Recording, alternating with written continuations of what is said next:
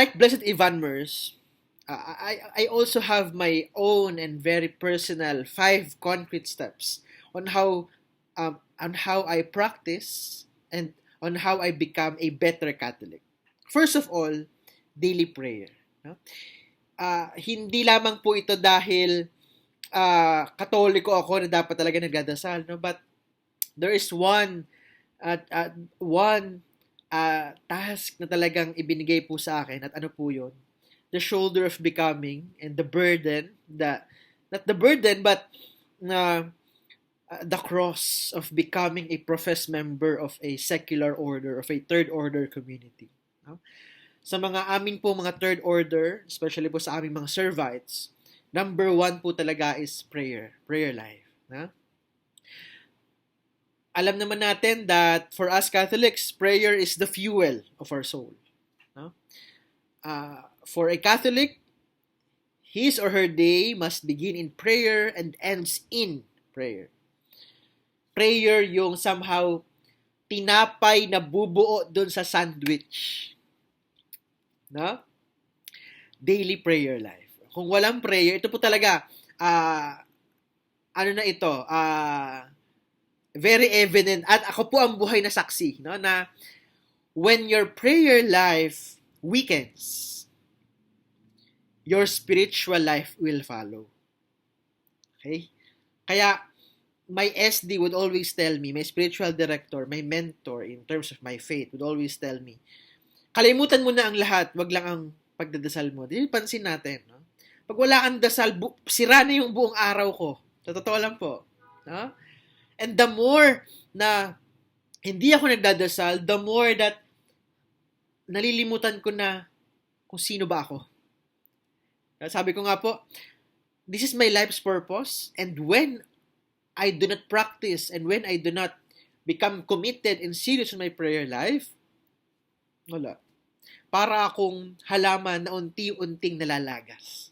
So that's number 1. Have a daily prayer life. Second, practice virtues. No? Especially, ito po talaga. At ito yung talagang number 1 na talagang pinapractice ko. At napakahirap i-practice. Sa totoo naman talaga. No? At ano po yun? The virtue of humility. Alam naman po natin, no? That the first, bago pa sila Adan at Eva, no? That the first sin, no? And the first virtue na hindi na practice ng mga fallen angels ay ano po?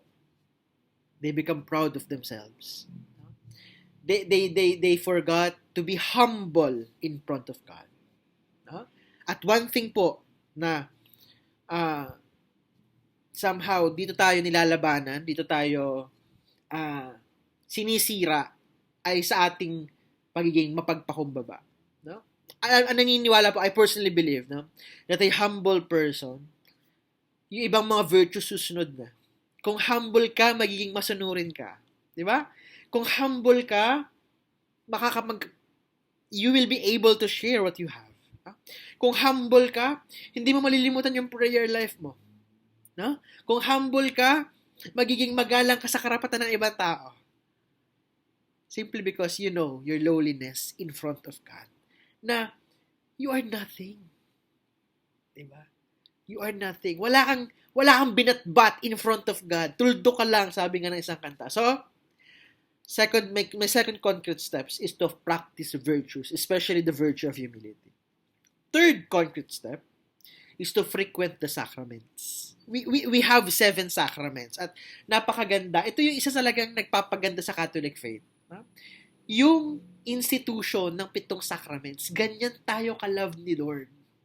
You know, before, hindi ko nare-realize the beauty of the 7 sacraments. Ngayon lang na I did further studies, I attended certificate courses like this, no? Mas na-appreciate ko kung ano yung meron sa Catholic faith. At isa sa mga elemento na meron ay yung 7 sacraments. Especially ngayon po talaga, no? Naging favorite ko yung Sacrament of Confession. No? Na dito, na-feel ko na kapag masyado ng mabigat ang iyong dinadala, may matatakbuhan ka. No? May matatakbuhan ka, may makikinig sa'yo No? At walang iba, nandyan si Kristo through the presence of the priest. No? At nakagandahan sa Sacrament of Confession, for me po, personally, no? Ipinapakita ng confession sa akin na through the hands of the priest, pinaparamdam sa akin na napatawad ka na, you go in peace, sin no more. Hindi lang siya simple na, Lord, sorry, patawad. Walang dating eh. But the mere fact of going humbly to the sacrament, approaching it, conquering your fear na mabubuking ka, your fear na malalaman ang kahinaan mo, that's another virtue. No? So again, another concrete steps for me is to frequent the sacraments, especially confession. Number 4, no? Tulad nga po na nasabi ko, we need to enforce our faith. No? Hindi lamang po practice ng practice, we need to enforce. We need to supplement, we need to add something. No? Ako po talaga as a teacher by profession, alam naman po natin na ng isang teacher ay walang katapusang pag-aaral kasi nagtuturo siya. At para may maituro siya, kailangan niyang mag-aral. Ganun din sa ating faith, no? For us to share our faith, we need to add something that will spice it up.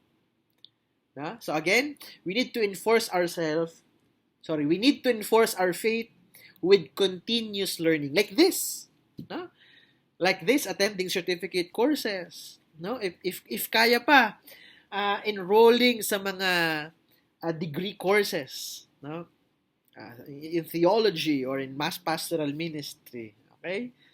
And lastly, ito po talaga, since I'm also a teacher, ito palagi ko sinasabi sa mga students ko in my values ed subject. No? We need to make an ark. A-R-K. What is that?